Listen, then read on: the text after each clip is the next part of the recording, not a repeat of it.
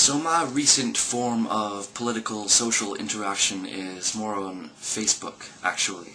I am friends with lots of people on the internet who basically just share a general interest in politics or political philosophy.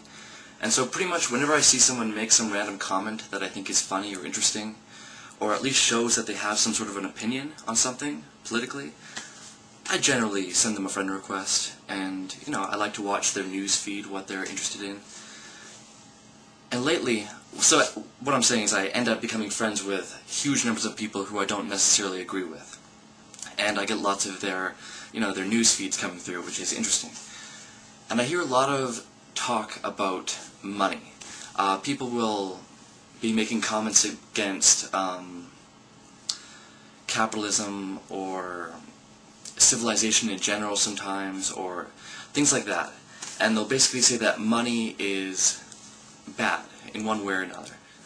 And while I will agree that money as it is right now isn't so great, it's in the hands of people who can just print it whenever they want, pretty much, and this is very bad for economic calculations, so not so great. Money right now kind of sucks, in a way. And it's always just losing value, whereas before, in other times, sometimes money does gain value. There's not necessarily constant inflation. So money today does kind of suck in a couple of ways.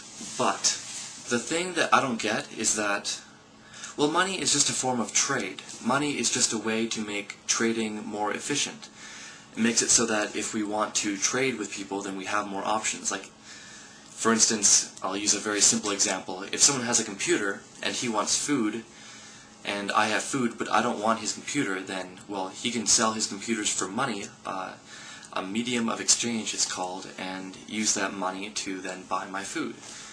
And it's something that money just allows for trade to happen in more complex ways. It's a form of technology that allows trading to happen more efficiently. So, I don't really get it. Like, if you're against money, are you against trading in general? Because mostly, I'm going to assume you're not, because very few people are against trading in general. But if you're fine with regular trading, think about this. In many societies, money just naturally develops. Like in many Asian countries, rice was just a form of money. It's because everyone had rice, everyone wanted rice, and so it was perfect. It was a medium by which exchange could happen more efficiently. And it just happens because people want to make more exchanges. They want to trade with more people. The more options you have for trading, the more you can achieve. So would you be against rice? Because, people could stockpile all the rice and hoard all the rice, and, obviously if that happened, then people would be like, okay, well now rice no longer works as money, so, although that couldn't really happen with rice because you just grow rice, but, like, there's so many different kinds of money is what I'm saying, so, like, how can you really be against money?